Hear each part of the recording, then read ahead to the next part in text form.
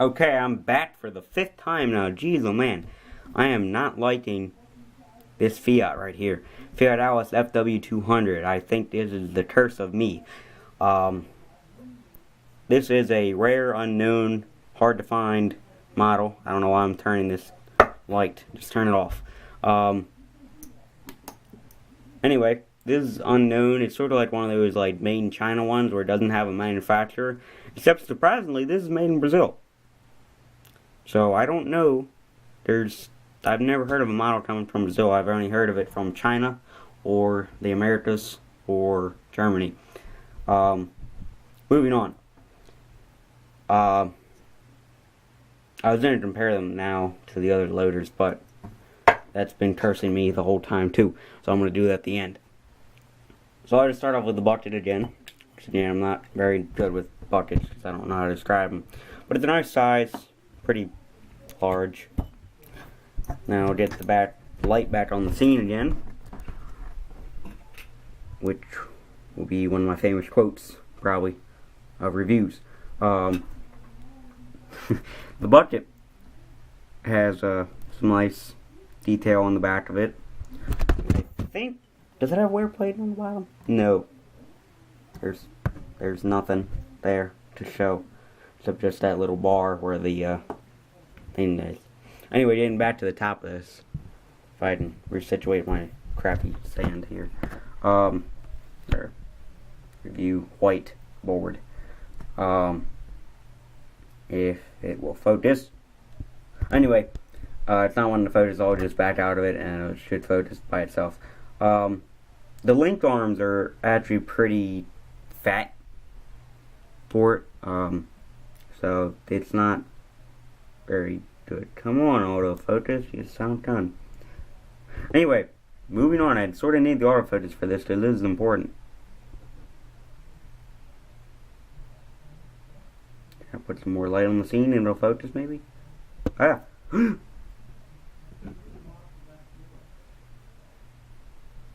Bam! Okay, I'm good with this now. But now it's out of focus again. Jeez, oh man. Because I just screwed that up again. Surprisingly, I don't... hydraulics. I already knew this before. I'm just sharing my doubts, or whatever, my opinions with you guys. The hydraulics are crappy. They're just crappy plastic, gloss orange cylinders, jackets, and the hydraulic, quote unquote, is a cotter pin that is like formed around the rivet whole thing there. So they're kind of crappy. And here's the front. I'm doing a bad review on this already. But here's that. And let me change my camera. It's like a 5-way vari-angle thing. Hydraulics are even worse up on the top because they're like, if I can get some light on the scene, they're kind of cracked. I know you can't see it. I'm sorry. I'm very sorry. There we go. They're kind of like cracked at the link, at the left link where it connects onto the body. Not the Z arm linkage. Kind of cracked and not really painted very well. There's some paint. If I can get up top here, you can see some paint missing and stuff. Once again, they are cotter pins, so that's, yeah. It's like getting back to the darn new Northcott 98Ks. They're made in formed metal / cotter pins when they've made hydraulics in the past. No sense. But then again, it is Brazilian, so, and it's like an unknown manufacturer, so I can give them something for that. I don't really care. It's not a very good cab insert as well. Oh, come on. Autofocus work for me here. Just a steering wheel and a seat, and then some like foot. There's not even like foot pedals on the bottom. It's just like a plastic. That's like rolled over. I don't know what that voice thing was. I don't know. Sorry. Okay. Here are the wheels. They have like this weird like triangle up and down thing, and then the hubs are nice. I think one of the other defects with this, and I think it's just because it's not a very good mold, period, is that the tires don't really form to the hubs exactly. Sort of like in and out. I don't know what I'm saying. There's your linkage there. It's just like a pin, and it just really goes. There's no hydraulics. Not on that side. Not on this side. There's your stripe there, which is pretty nice. Then you have like this fake textured walkway, or not fake. I don't know why I keep calling it fake. I'm like insulting model here. It's like textured walkway. That's just like a decal. If I can light. Yeah, you can see it alright. Now, if you guys have seen my fw200 video about the stuff up top here, top of the engine, you know that I know this stuff, but not the stuff on that. There's your exhaust stack right there. It's just black plastic, and another black plastic piece is your air cleaner. I don't really know what the air cleaner was on the lever, because it wasn't very noticeable like this one was. Moving on, there's some like decaled grills there. Here's your fw200 logo.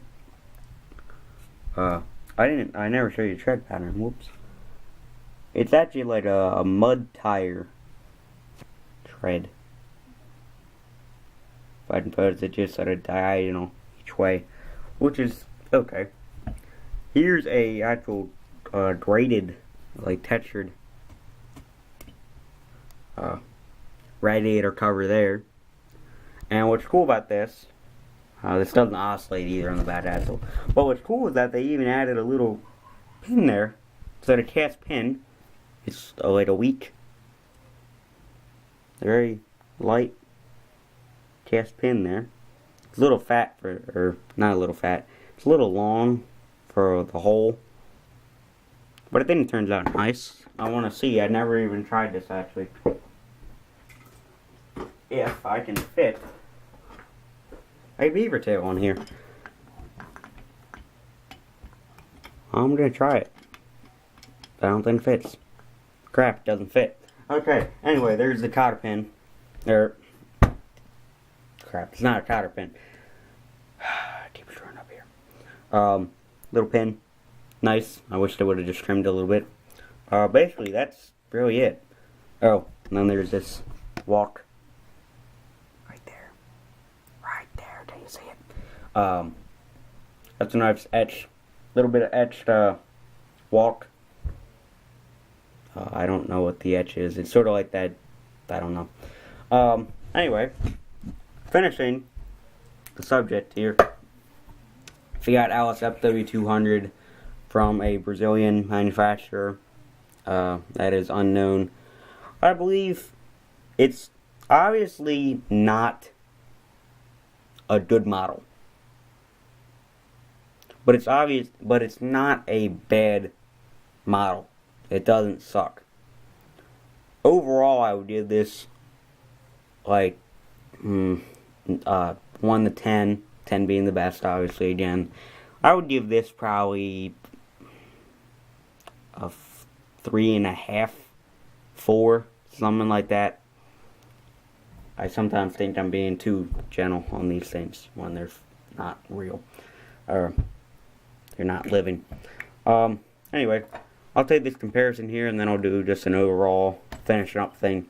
The only thing I thought that was weird about this, on your left there is a Liebherr 538 from Conrad in the Bauma colors, which I'm probably going to do a review of that after this. And then on your right is a John Deere 924K. So the only thing I thought that was weird about this is that you can obviously see the cab is small as anything. I mean, you couldn't even fit an operator in there. You'd have to fit like a 6-year-old kid to drive that. Which actually is possible. If you look up this video, it's like the 6 or 7-year-old Asian kid that gets into a 538-ish class, and he can drive it perfectly, like better than some operators, which is actually pretty cool, I thought. But moving on, I don't know why I keep jumping from topic to topic. That's just me. Also, the bucket is like tilted up, which I never noticed. But the bucket is like bigger than each of them, maybe the same size as the 924. Tires are fine. Then it's just that cab, which is weird. So yeah, now I'm gonna finish this up, do an overall. Oh shoot, I never even told you the functions. Oh my gosh, I suck. Man, if I were you guys, that was unsubscribe to me. I'm saying, don't do that. It rolls okay, except tires weeble wobble because they're not perfect. Gets up to a crappy height because there's stoppers in the way of it, so I can't even. And then that just to give you that extra double whammy. It cylinder bleeds, but also it won't even top. Alright, overall. And here's your steering, which is actually very nice. Of course, they did one thing good, and they screw you over and all the rest. Anyway, for what it is, and for it being, I believe it was like $20 or something like that, 2015, something like that. I think it's an okay. Once again, it's one of those nice little, somewhat customizable, cheap ones, sort of like an Ertl model or a Joel model or something like that. I think, though, to be honest, it is a lot worse than Joel models or Ertl. This is the crappiest detail compared to some of the deers that Ertl makes. I mean, the detail is alright, and I know I keep contemplating with myself on what I'm saying. Keep arguing with my brain. What am I saying? I think, though, that it just seems, because of all the plastic used, and there's not much plastic used, it's mostly metal, but you can just tell from, like, the pin on the back there, and you can see from the paint chip and stuff, you can see the metal is, like, very weak, it looks like, and I know the plastic is weak as anything, probably, and it'll probably crack. Typically, it seems like gloss plastic will want to break easily. Again, I don't know why that voice saying on the sea of plastic was there. I'm just weird like that. Anyway, I think for its price, it's okay. Maybe if it was like 10, or if it was 15, I would go for it. Now I'm actually thinking that when I bought it, it was not 15, so I would change that back from 3 minutes ago. It was probably like $20 to $25. So if it was 10 or 15, I'd say, yeah, it's okay, because that's basically Bobcat range. You can get a Bobcat skid steer mini excavator for that price, and I think this is better than getting one small little thing like that. So overall, for what it is, I wouldn't really highly recommend it. I would just say, hey, if you can find one, it's a rare model that you can't find, but it's not really worth anything, like a rare Mammalette model, or a, I don't know, Mitch Gomez model. If you don't know what his models are, they're very high detailed, all working, but very expensive. They'll charge you out the butt for those. But their prices just keep increasing because he only makes like 3 or 4 of them, on each one.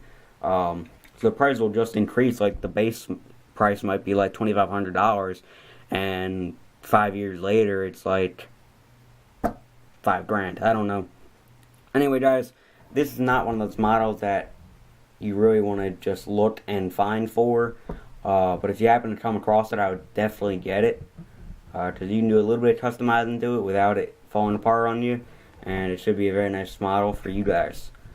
I don't know what else to say, and I keep running this video on. Thank you guys so much.